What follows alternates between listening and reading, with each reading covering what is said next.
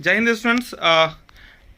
FM के महत्वपूर्ण video के सीरीज में एक और महत्वपूर्ण वीडियो लेकर आया हूं। यह प्रश्न है, जो लाभांश नीति से आप क्या समझते हैं, डिविडेंड पॉलिसी क्या होता है, और एक सुदृढ़ लाभांश नीति जो होगा, जिसे हम बोल सकते हैं यह एक सुदृढ़ लाभांश नीति है, तो उसमें किन किन बातों पर ध्यान रखना चाहिए। अर्थात एक सुदृढ़ लाभांश नीति के जो भी आवश्यक तत्व होंगे, एलिमेंट होंगे, उनको आपको बताना है। तो अगर यह प्रश्न आपसे पूछे तो लाभांश क्या होता है, लाभांश के प्रकार जो पिछले वीडियो में हमने आपको समझाया था वो आप लिख सकते हैं। ठीक है, आपको लिखना भी चाहिए ताकि पेज भी भरेगा। बहुत सारे स्टूडेंट्स पूछ रहे हैं जो सर कितना पेज में आंसर ऐड करना है। तो मैं आपको एक सिंपल टर्म में अगर बताऊं तो एक पेज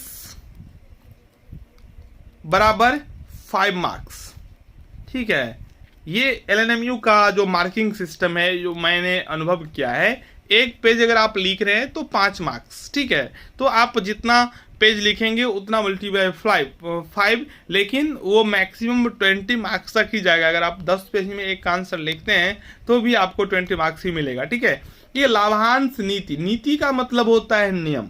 तो लाभांश जो लाभ का अंश होता है, लाभ का भाग होता है, लाभ का हिस्सा होता है, उसके बारे में जो भी कंपनी नियम बनाती है वो वितरण करने का, वो लाभांश नीति के रूप में जाना जाता है। मैं पहले आपको तो सिंपल वे में, सिंपल टर्म में एक्सप्लेन करके बताता हूँ, फिर उसको किताबी भाषा में भी समझाता हूँ, ताकि आप लोगों को इतना तो ज़रूर कीवर्ड्स मिल जाए ताकि आप एग्ज़ाम में अच्छा आंसर राइट कर पाए। ठीक है, चलिए। तो लाभांश नीति का तात्पर्य कंपनी को अपने अंशधारियों को दिए जाने वाले लाभांश संबंधी व्यवहार या कार्य करने के तरीके से है। मतलब हम लाभांश अपने अंशधारियों को कौन सा देंगे, किस प्रकार देंगे, कितना देंगे, इन सभी बातों का जो निर्णय होता है वही लाभांश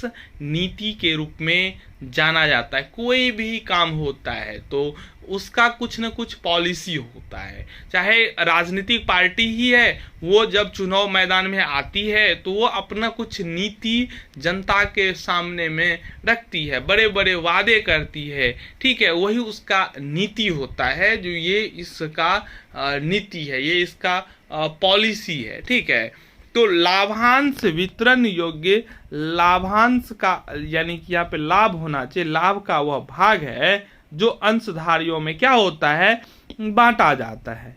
कंपनी को जितना भी लाभ होता है वह या तो पूरा ही लाभांश के रूप में अंशधारियों को दिया जा सकता है, अथवा उसका कुछ भाग अंशधारियों के लाभांश के रूप में दिया जा सकता है। यानी कि लाभ का टोटली वो अंशधारियों में बांट दे या उसके कुछ भाग को ही बांटे। ठीक है, कुछ भाग कंपनी अपने पास कोष या अधिकोष में रख सकती है। यह भी संभव है कि लाभ होने पर कंपनी लाभांश बांटे ही नहीं। तो इस प्रकार लाभांश कितना दिया जाए, इस नीति को ही लाभांश नीति कहा जाता है। वैष्णव ब्रिंगम ने कहा है, लाभांश नीति अर्जनों का अंशधारियों को भुगतान व प्रतिधारित अर्जनों में विभाजन निश्चित करता है। प्रबंधकों के सामने यह विकल्प नहीं होता कि लाभांश बांटे या न बांटे। हाँ, यह प्रश्न अवश्य होता है, कितना बांटे। इस प्रकार की समस्या का हल लाभांश नीति से ही मिलता है। इस प्रकार लाभांश के वितरण संबंधी जो नीति होता है उन्हें हम लाभांश नीति के रूप में जानते हैं। सिंपल सा वर्ड फिर से मैं बताता हूँ, लाभ वितरण के संबंध में जो भी निर्णय कंपनी लेते हैं वही लाभांश नीति होते हैं। देखिए, एक जो सुदृढ़ लाभांश नीति होगा उसमें सबसे पहला जो है वो लाभांश का नगद वितरण। आपको पिछले वीडियो में ही हमने समझाया है, जो कोई भी अंशधारी लाभांश नगद में लेना पसंद करते हैं, अर्थात उनका पहला पसंद जो होता है वो लाभांश नगद में लेना ही होता है। ठीक है, तो लाभांश नीति तभी अच्छी कही जा सकती है जब लाभांश का भुगतान नगदी में किया जाए। पॉलिसी मतलब समझ रहे हैं ना, नियम, तो जिससे सब खुश हो जाए। जैसे अभी चुनाव आने वाला है, तो अभी हम देख रहे थे वीडियो स्टार्ट करने से पहले राहुल गांधी का एक बैनर था, उसमें उन्होंने कहा था जो हम हर एक महिला को प्रतिवर्ष 1 लाख रुपया देंगे। तो अब ये उनका मैनिफेस्टो है, उनका ये नीति है। अब हर एक लोग खुश हो जाएंगे, महिलाएं खुश हो जाएंगी। जो अगर राहुल गांधी प्रधानमंत्री बनते हैं तो 1 लाख रुपया 1 साल में मिलेगा, लोग उनको वोट कर देंगे। अरविंद केजरीवाल दिल्ली में फ्री बिजली, फ्री गैस, फ्री पानी करके सत्ता में आ गए, तो वो सबका अपना अपना पॉलिसी है, पॉलिसी यही होता है, ठीक है। चलिए, लाभांश नीति को अच्छा कब कहा जाएगा? जब नगद में भुगतान होगा। संपत्ति, वस्तु या प्रतिभूतियों के रूप में भुगतान किया गया लाभांश उचित नहीं माना जाता है। भारतीय कंपनी अधिनियम के अनुसार तो लाभांश का नकदी के अतिरिक्त अन्य किसी में भुगतान किया ही नहीं जा सकता। हाँ, यदि कंपनी के संचित कोषों की राशि बहुत अधिक हो जाए तो बोनस अंश निर्गमित कर लाभों का पूंजीकरण किया जा सकता है। चलिए, तो पहला। दूसरा, प्रारंभ में कम लाभांश। देखिए, एक सुदृढ़ जो लाभांश नीति होगा वो उसमें क्या है, तो प्रारंभ में कम लाभांश देना, ताकि धीरे धीरे अगर आप लाभ को बढ़ाते जाएंगे तो कंपनी के तरफ आकर्षित होगा अंशधारक, लगेगा जो नहीं यहाँ पे जो है बढ़ रहा है, ठीक है ना। प्रत्येक कंपनी को प्रारंभ में कम लाभांश घोषित करना चाहिए। इससे लाभ का बड़ा भाग आंतरिक वित्त के पूर्ति के साधन के रूप में रहेगा।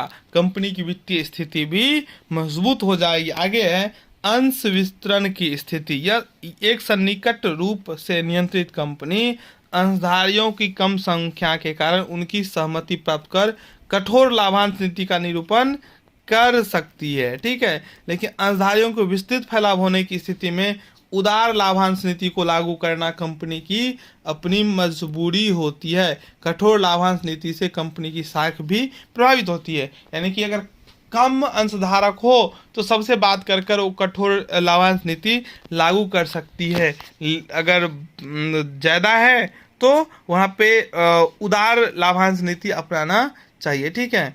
चलिए, आगे है व्यावसायिक उच्चावचन, यानी कि व्यवसाय की स्थिति को ध्यान में रखकर ही लाभांश नीति बनाना चाहिए। तो एक जो सुदृढ़ डिविडेंड पॉलिसी होगा, लाभांश नीति होगा, उसमें व्यवसाय की उच्चावचन को जरूर ध्यान में रखा जाना चाहिए। आगे अतिरिक्त पूंजी की आवश्यकता। अगर कंपनी को अतिरिक्त पूंजी की आवश्यकता होगी ना, तो वो क्या करेगा, तो लाभांश को रोक सकता है। कंपनी अपनी आय का एक भाग अपनी आर्थिक स्थिति को मजबूत बनाने के लिए प्रतिधारित करती है। जितना ही अधिक कंपनी लाभ को प्रतिधारित किया जाएगा, उतना ही लाभांश वितरण के लिए कम लाभ उपलब्ध हो पाएगा। अतः यदि भावी विस्तार अथवा कार्यशील पूंजी के लिए लाभ का प्रतिधारण किया जा रहा है तो लाभांश प्राप्ति अपेक्षाकृत क्या हो जाएगी, कठोर हो जाएगी। तो आपको लाभांश नीति में इतना ही लिख देंगे तो काम चल जाएगा, ठीक है। तो मिलते हैं बहुत जल्द नेक्स्ट वीडियो में। इस वीडियो को अधिक से अधिक शेयर करें। धन्यवाद।